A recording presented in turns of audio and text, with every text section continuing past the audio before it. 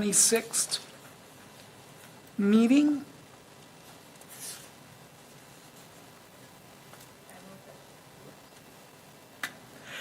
I move that we approve the minutes. Okay, do I have a second? Second, with a very so ever slight correction. Okay. What's the correction, Steve? Lamont Street is missing a T on Lamont. Sorry. Don't Just worry because about I that. taught language arts for a couple of years, I have that in me, so sorry, Melissa. It's fine. I will get that changed. Where does he see that?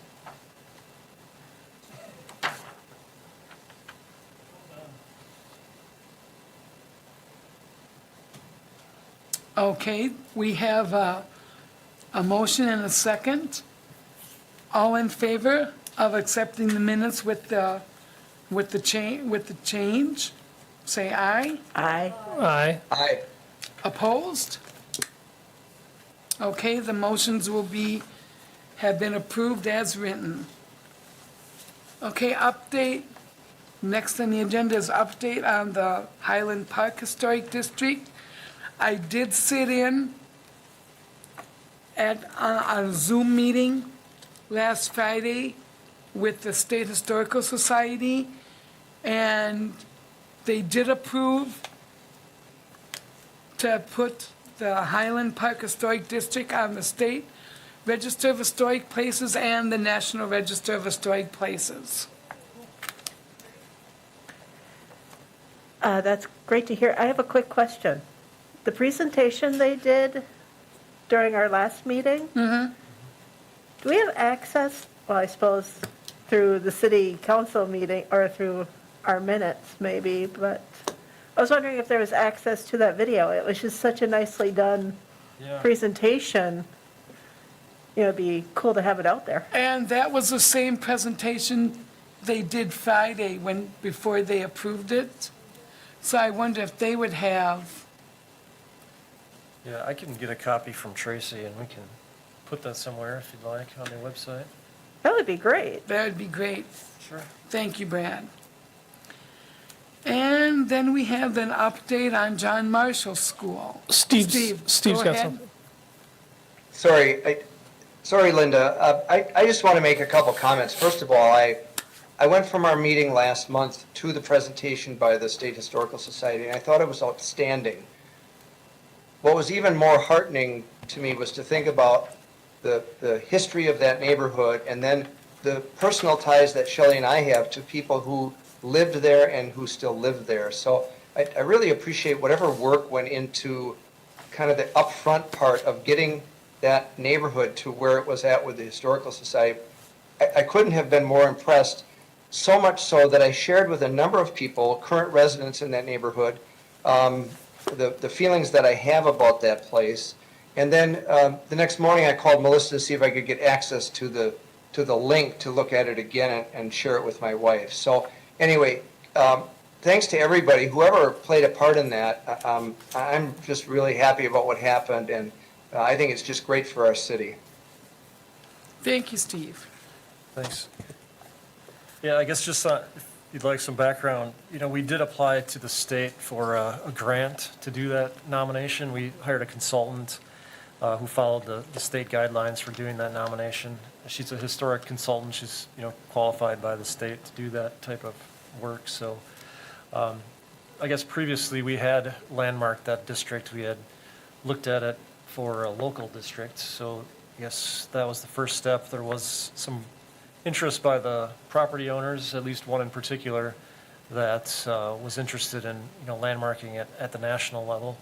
So that's when we applied for the grant and received it and went through that process. It was a couple-year-long process, and Tracy, our consultant, put in a lot of work through the pandemic trying to get the information that was needed for the nomination. It was very complete, the work she put together. And I don't know if you can see, but this is the packet that they get from the historical, the registration form to landmark it. Yeah, and I was on the line too, and I did offer our support for the nomination to the board. And they they were impressed by the district itself, but also the application, and they were more than happy to accept the nomination. So it was a good project all around. Great job, Brad. Thanks a lot. And team. Thanks, Steve. Okay, now I have some bad news on John Marshall School. Before it went to the Plan Commission, the school board sent a letter saying they want to review it more. And so the Plan Commission did not approve it, and they want us to wait 6 months before they proceed with it. So it's on hold for the time being.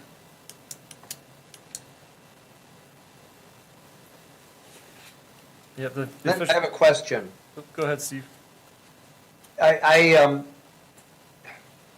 feel a little bit of extra responsibility in that I brought this forward based on what I thought was very good information from the school last August and the celebration of 100 years of that school and my connection to that place for a good portion of my career, et cetera, which you've already heard. It was a little disheartening to hear, but I guess I can see the district's position and understand. I do know that there are probably a number of politics behind their move. They want to get a referendum passed. It's been rumored that the Historic Preservation Commission stood in the way of the last referendum because of the Grant School landmarking. I don't believe that. The community voted and that's the way it went. That's another story for another time.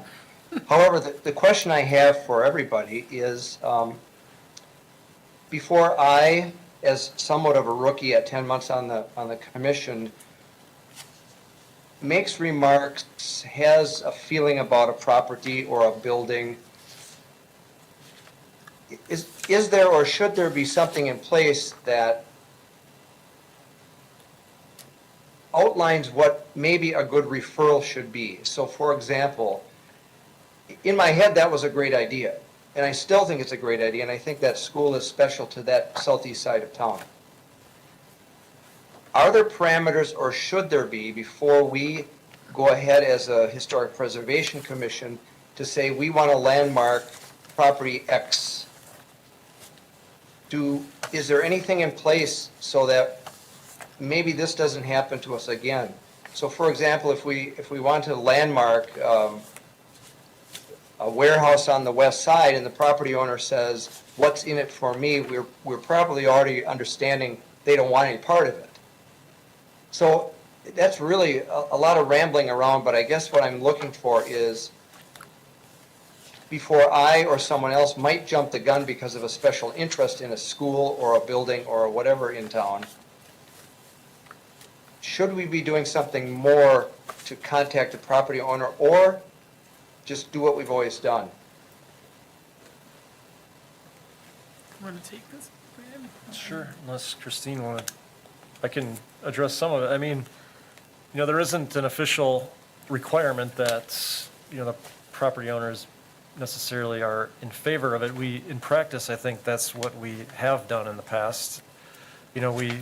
Someone from the commission or the public has an idea for landmarking, and commission discusses it, maybe does some background research, and we have reached out to the property owners and said, hey, we're interested in your wonderful building. We think it's an asset. We want to preserve it.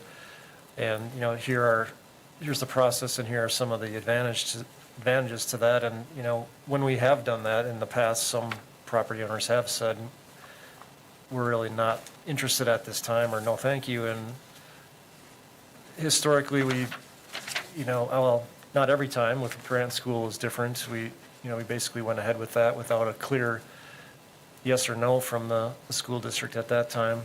But in other cases, we have sort of, backed away a little bit from the property owners that just weren't receptive to the landmarking. So, this was kind of a different case. It was, I guess, more similar to the Grant School case where we felt strong enough to go ahead with something. And I guess, it potentially could have still gone ahead with the city council. I mean, again, there's no requirement that, the property owners be on board with it. We do it to protect the public interest, and it's within our powers to do that. So I guess that's just some comments. I don't know if I answered your questions or not. Yeah, oh, yeah, Brad, I appreciate that, and again, I'm not throwing any stones at anybody at City Hall or our committee. I'm kind of throwing a stone or two at myself, just because, I was pretty excited about this back in August when I heard about the school turning 100 years old and the celebrations coming and trying to bring back faculty and kids, and, maybe I got caught up in that a little bit too much, but at the same time, that place, since 1922, has been, it's been a hub of the southeast side. And so, for that reason, I thought it was a good possibility for landmarking. What will be in front of us in 6 months? Who knows? I can't disagree with the idea of going back in 6 months.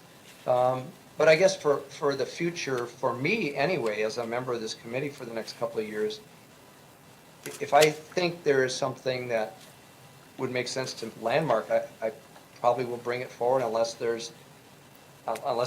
formalize it a little bit more, but if we don't, then we don't. But anyway, so not that I took it personally or I don't view it as bad news, I view it as I'm not surprised. Because again, the politics of passing that last referendum and the grant school thing got a little dicey. And I heard about it. I received 2 phone calls about it, and there was a feeling that there was a feeling by 2 people that the Historic Preservation Committee brought down the referendum. That's false, and that's false.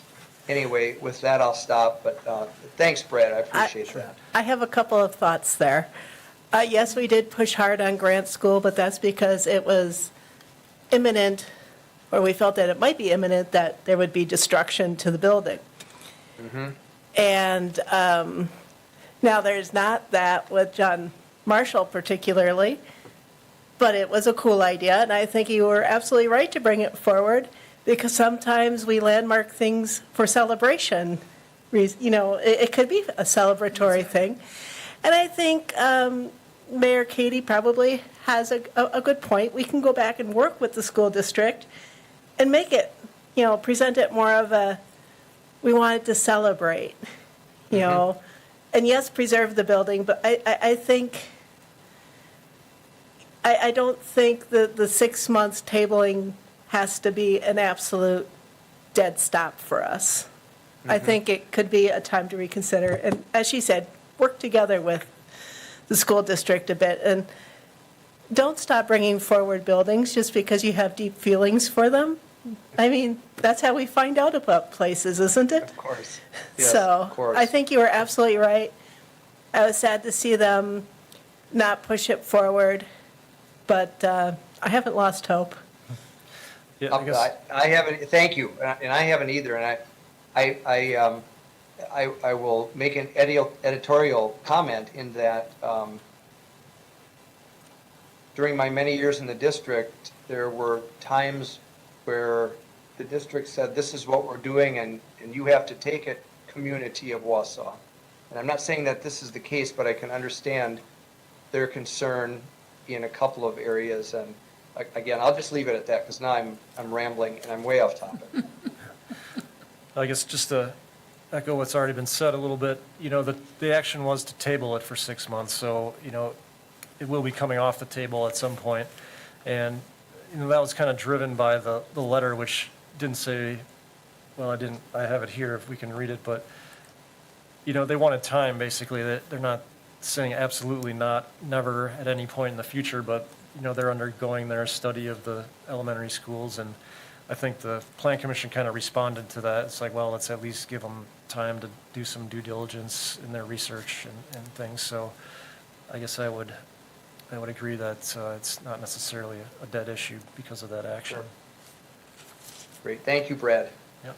Should I say This is Deb Ryan. I was just going to jump in that I think there's a few different factors that may be in play or not. There was some discussion about it on CW Buzz on the Facebook page.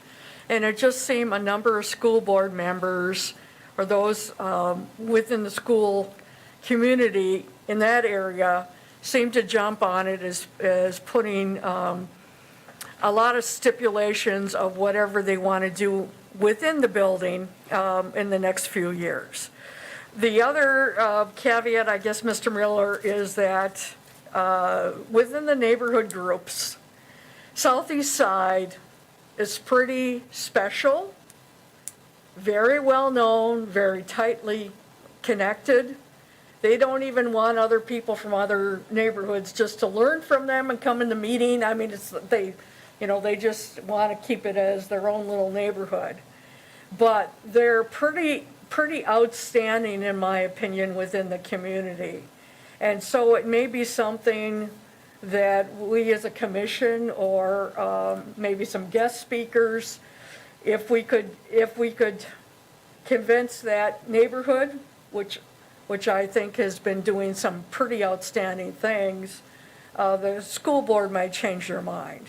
I also wanted to mention is that I guess I heard some comments that a number of people thought it wasn't special, even though they went there. And so they were kind of questioning why it was.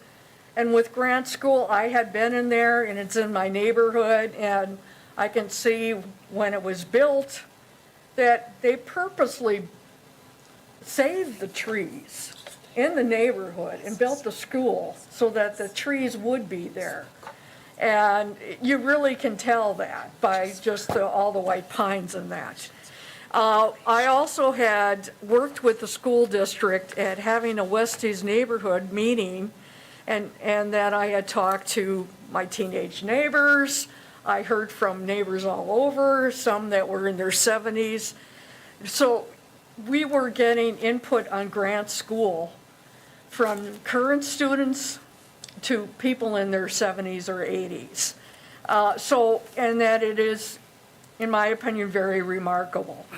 But the school district did meet in our Westies neighborhood 2 years ago, and it seemed like especially a number of minority parents felt personally that in the two kind of porous school areas of Lincoln and Grant, that they had felt, well, we're not getting our voice, and that you're just going to be making this discussion. And a lot of the neighbors did bring up their points, and the school district did offer again to talk about the referendum. No one seems to want to talk about it. But also within that planning meeting, Patrick Peckham, who is the alderperson there, had recommended stalling and waiting, and it seemed that the majority of the planning commission, and there's two alders on it, they kind of supported this delay and wanting to hear from the school district. So, but I think if we reach out to the Southeast Side neighborhood, and if they're for keeping it, and somehow maybe it wasn't under their radar, but they are very well known and, in my opinion, seem to be having one of the most connected and well-run, well-coordinated little neighborhood, almost to the point of being like a little neighborhood association group. And if that neighborhood takes it up, I think you'll find the school district will change their mind. Thank you, Dan. Connected to the Southeast Side group, Deb. As a matter of fact, I made a presentation there a couple of years ago. Okay. And I would agree with what you said about them being, you didn't say proactive, but I took that as being a proactive group. They are well known. It's a good group. It is an age range from, at my time there, probably parents in their late 30s, early 40s to senior citizens who built their house on Eau Claire Boulevard in 1950. So I'm happy to hear you say that, and I'm more than happy to be involved at that level if it comes down to the neighborhood group. I know, just to kind of mention again that there had been some other neighborhood leads that would talk and have coffee. But whenever the southeast side came, it's like they came to have the coffee, but they didn't really want to share what they're doing right, which they're doing a lot right. But they don't want us to sneak into the meetings either. And I realize that even for the alders and the county supervisor, they limit, I think, speaking to them like once a quarter. So they want to be focused on the neighborhood first, not on city or county or other issues. But I would think you probably can get an invitation, and I think it will, once you do it again, I think it will have a bigger impact. Well, I was invited last time to speak, and I wore my best sport coat and shined my shoes, so maybe I'd get back in, I don't know. Anyway, thank you, Ms. Ryan. Thank you, Deb. I have just a couple of questions, and perhaps they're somewhat rhetorical in nature. Which is to say, at the last meeting, whenever we initially discussed perhaps designating the school building, Mr. Tess was present in the meeting, who's the chief business officer of the school district, and I assume a gentleman with a relative decent awareness of the plans or prospective plans. And as I recall his answer, my memory is not always the best, but nevertheless, my recollection is that he said, "Oh, would a designation like this result in our ability to do sort of internal remodelings or so on and so forth?" And the full-throated response was absolutely not. And so he felt quite assured, by that answer, and said, "Well, then I think that this measure sounds." I don't want to oversell his level of commitment, but he had no retort, negative, contrary to. And so I guess this is a somewhat meandering rhetorical question that maybe no one will have the answer to, but I found it curious to find that there was a 9-0 school board vote to block a prospective conversation about designating a historic school building in the area that's built by an architectural firm in the same design that's been earmarked as a state historic site, which we clearly established last time, and to find that the board felt it necessary to send a letter and to request the council's overwhelming authority to be able to stop the movement. And so why am I curious about that, and what is the question I'm going to answer is probably what's in your mind at this point. Where my mind naturally goes is I've had a couple of people who've told me that, and this is all anecdotal, so I'll be sort of 30,000 foot with the way that I convey what they told me, was that ultimately that the plans for the school are at this point potentially to do away with the school. Whatever that means, I don't know per se. And so in any case, I guess the question that I have for the body is ultimately, okay, well, you table it for 6 months, you do what's right, you listen to the wise mayor's recommendation, work together. It's a very mayoral recommendation, work together with people. But in any case, 6 months from now, the referendum goes down and or goes up. But in any case, let's say the school district decides that they want to absolutely demo the building. Is this body going to be okay with that decision?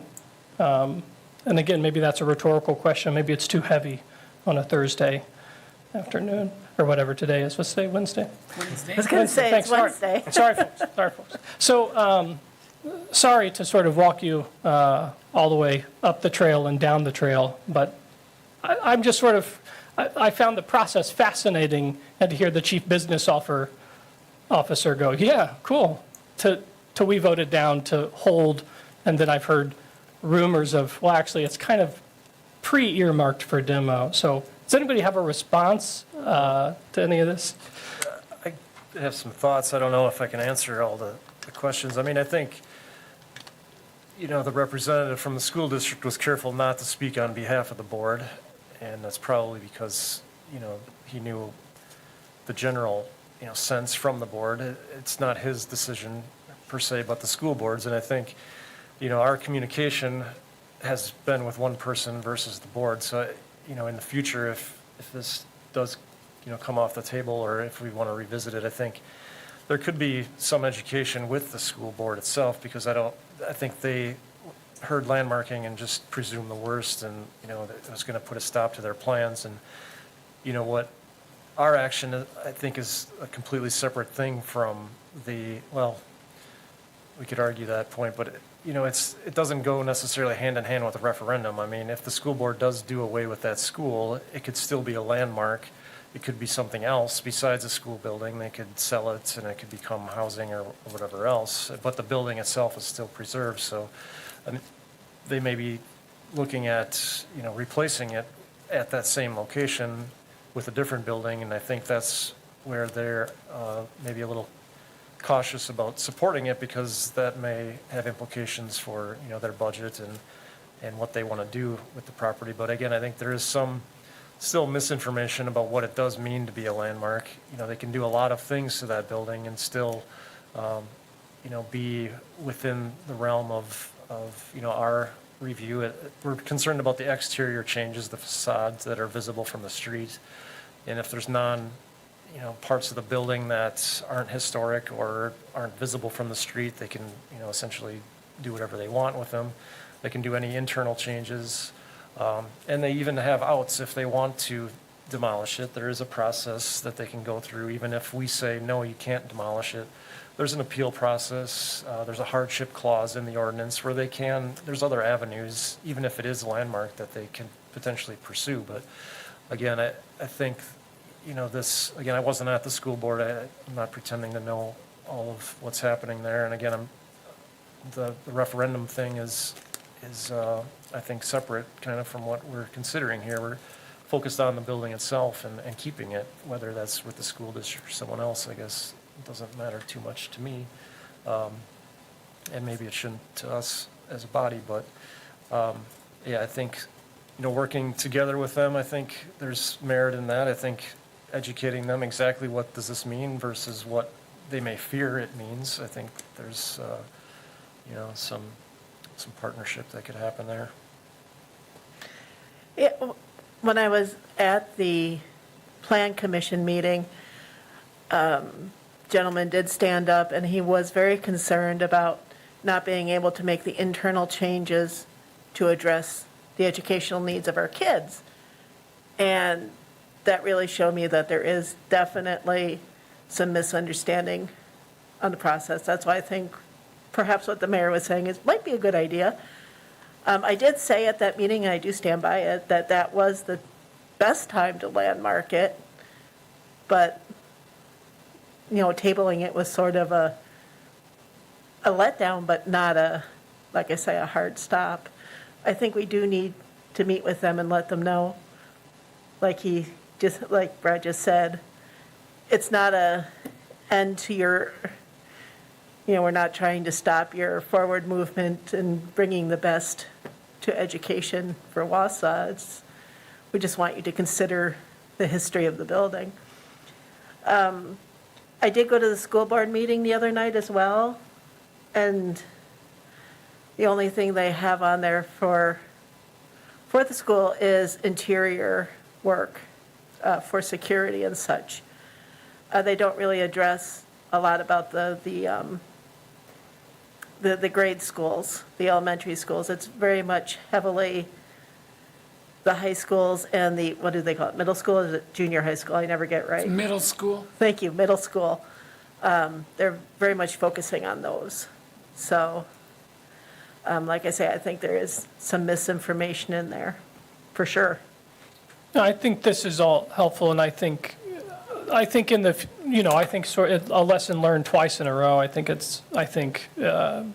if an education building, is being discussed, I think sort of due diligence is at least to send the school board chair, who, someone a letter at a minimum, I think is sort of a good lesson learned in some respects.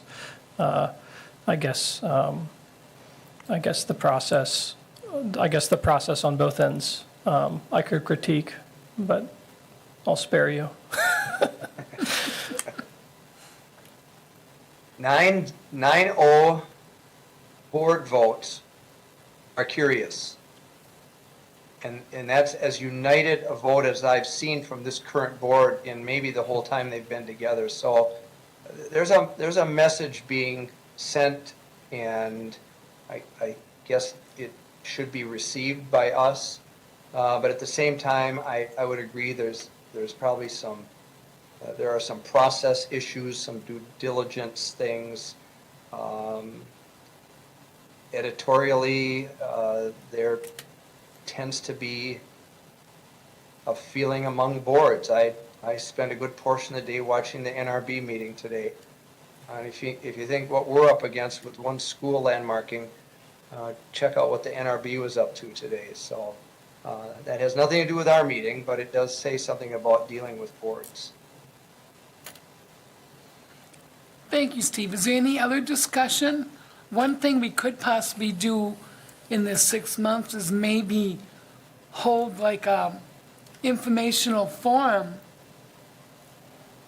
with the school board and tell them what our commission is about.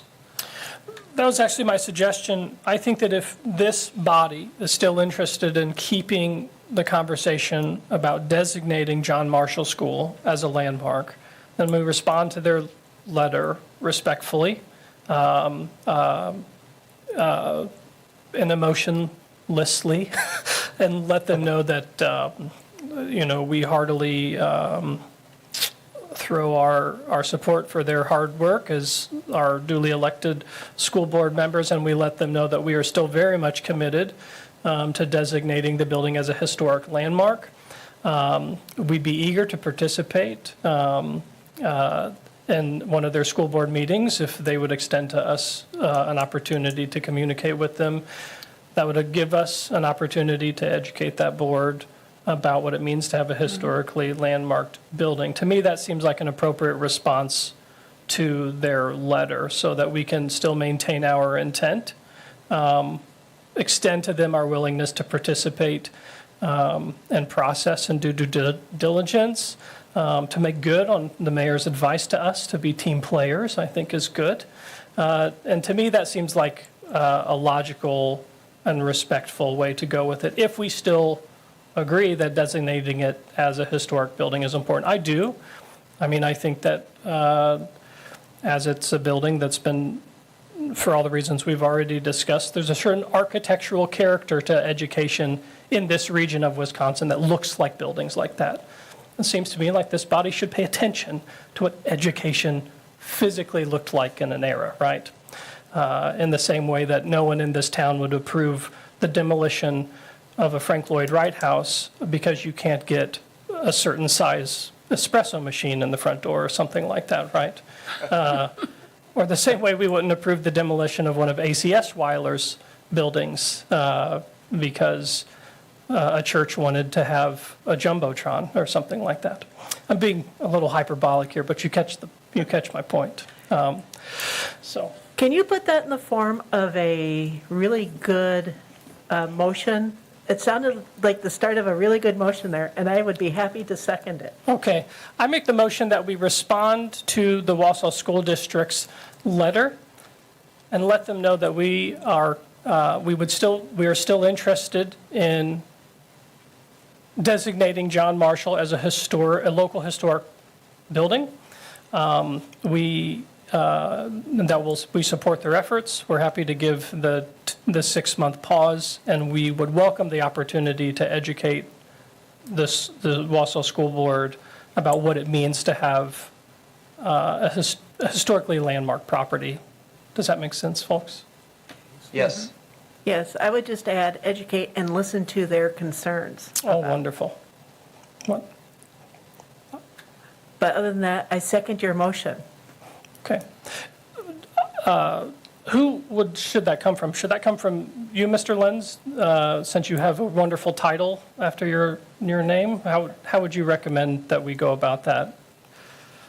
Sure, I could maybe draft something, and whether it's just, if you want to see it back here, I can bring it back, or Linda and I can look at it and edit it and send it off. I guess, on the agenda is just an update on John Marshall, so I don't know that we should Take action be on it? taking action, but I mean, if the discussion is about it, I can just do that as a directive, I guess, to look at it. I think Okay. it's a good idea. I'll work on that. Yeah, okay. So I don't know if we can necessarily take action, but for discussion purposes, I think it'd be good to respond to the letter, to summarize the point. Well, I think we have a motion on it. Okay, so we have a motion on the floor to send a letter and respond to the letter we got from the school board. We also have a second. All in favor of the motion, say aye. Aye. Opposed?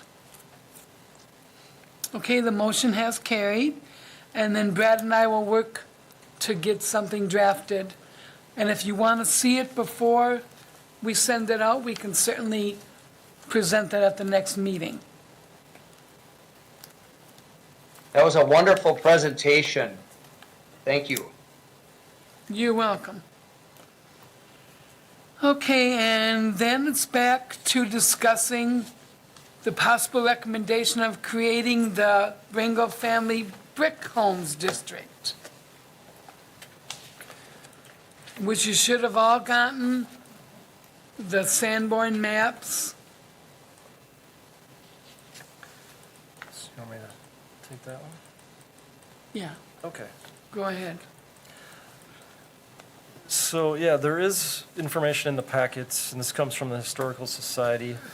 The previous discussion was that, we looked at this a few months back, and, in our survey that Tracy had done for us, they were identified, as something to look at. She did look at them and suggested, at least for the National Register, that as a district, they probably were not eligible for a historic district.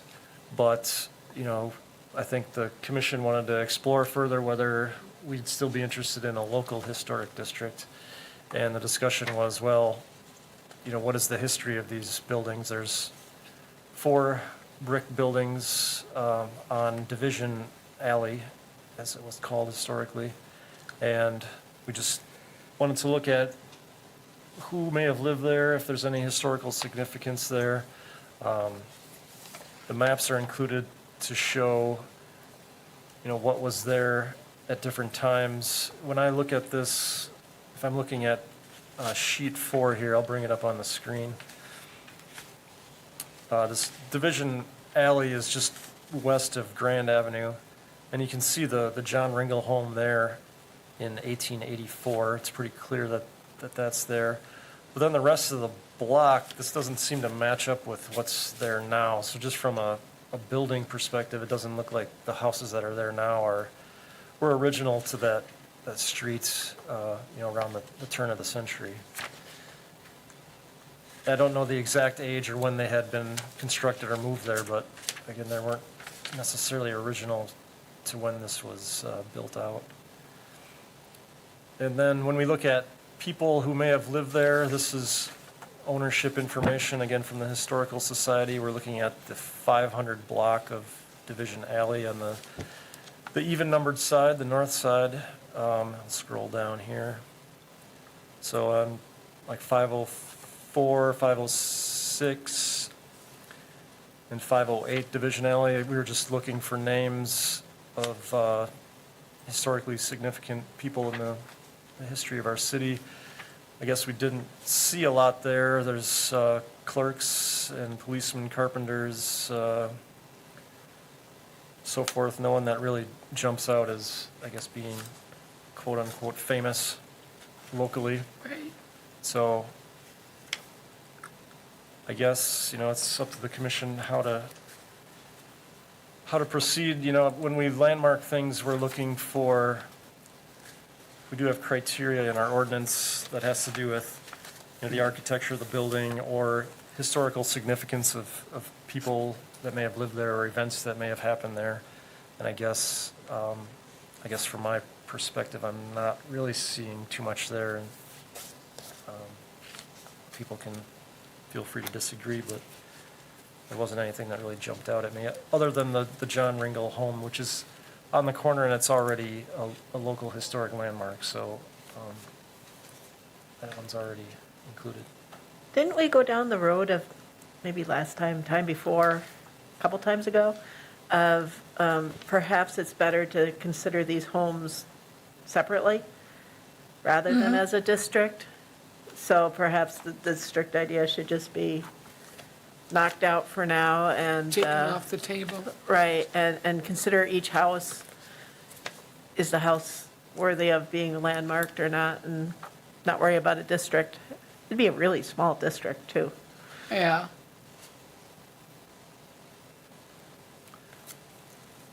Yeah, I don't recall that exact conversation, but we can look at the individual houses. Again, based on this analysis, they weren't there around 1900, so that's sometime after that. I don't know exactly if they were moved there or built there. We know at least one of them was moved. It was, had to do with a church. I can't remember right off the top of my head, but it was like a church parsonage or something, and then it was scooted over there. But I can't remember the Which story. one? 508, 510, or 512? Oh, dear. I don't remember.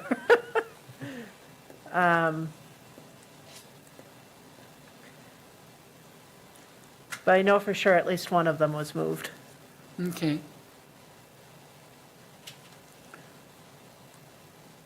Well, if none of them are, if none of them fit the landmark status as an individual building either, we don't need to do that either. I'm just saying, let's take the district part out altogether.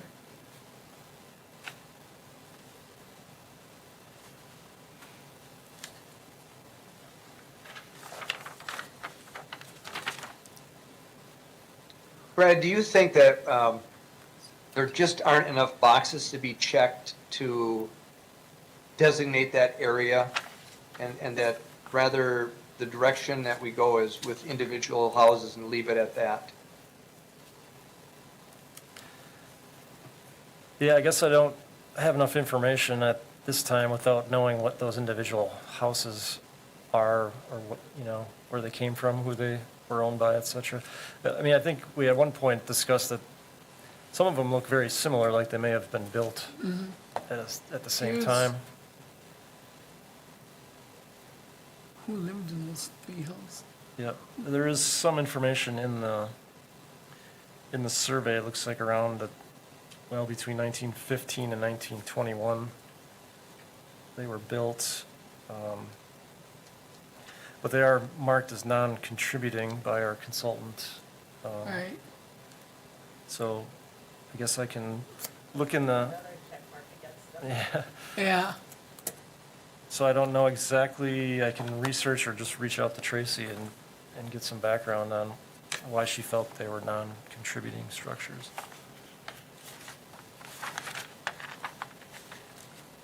Thank you. So I think for this time, Brad will find us out more information, see if we can find out why, and then we'll just table that until next month, or until we get more information on those three houses. Okay, and then is there any discussion, do we have anyone that's got any potential landmarks or districts besides John Marshall?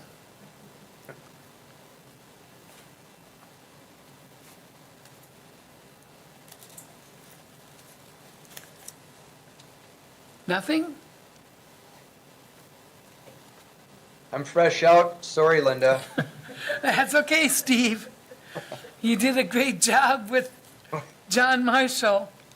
Well, that's debatable, and as they say at the hockey games at the Kohl Center, cheese is gradable. So Do my best. Okay, and then, looks like we're on to the next meeting date. Does a month from now work, the 23rd of March?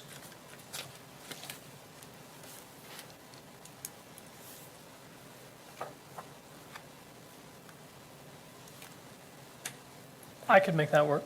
Okay, I will make it work whether I'm here or in sunny Southwest Florida because I have my laptop.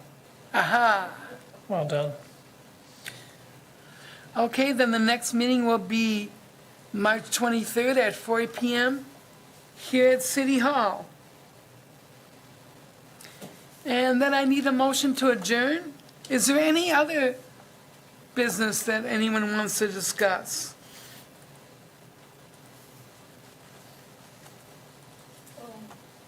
Deb?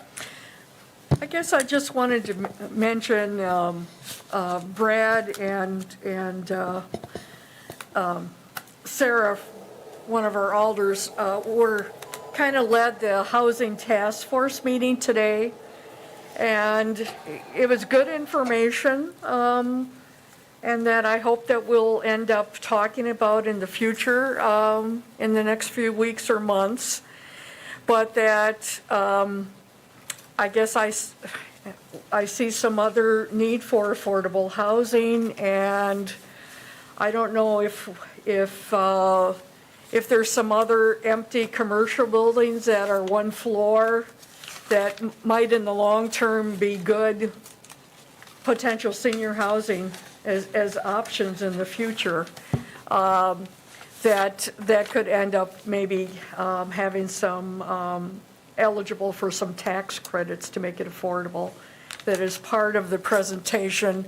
It was saying that, we are getting to be, an older community of retirees, and we're expecting 30% of our population, I think, within the next few years to be that.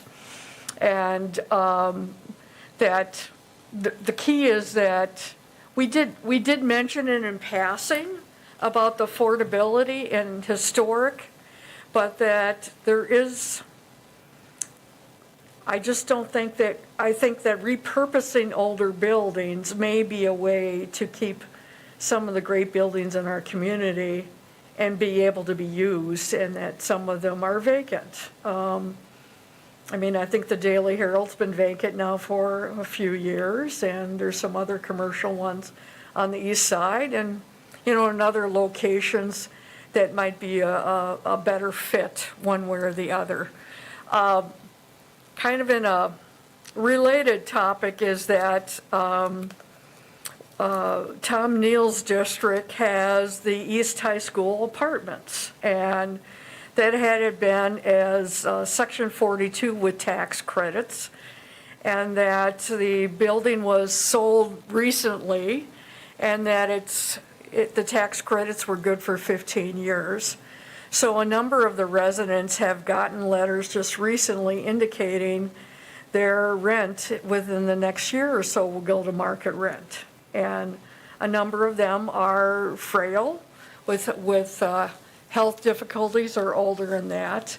Some of them lived there for 15 years and were hoping not to have to move.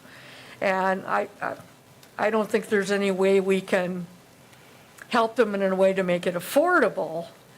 But I do think there's a number of buildings in our area that may have been considered commercial, one story, and may be ideal for senior housing in the future. And then I know I recently went by the old, in Weston, the old nursing home in Weston, which is being converted into apartments for people as a way to work and live at home. And then just, I think the large hallways, will just be kind of like a indoor sidewalk, indoor mall kind of feel. So I just think we need to be looking at other buildings that may be an option, and that with the historic tax credits, isn't necessarily local developers are interested in doing that, but there are some other developers out of our area. And that might help save these buildings from just being vacant and empty to being repurposed and more housing. Thank you. Thank you, Deb. Okay, if there isn't anything else to come before the board today, I need a motion to adjourn I move that we adjourn. and a second. I second. Okay, we have a motion to adjourn and a second. All in favor? Aye. Aye. And I'm assuming there's no opposed. All right, thank everyone for coming, and we will see you next month. Thanks, everybody. Toodaloo. Bye.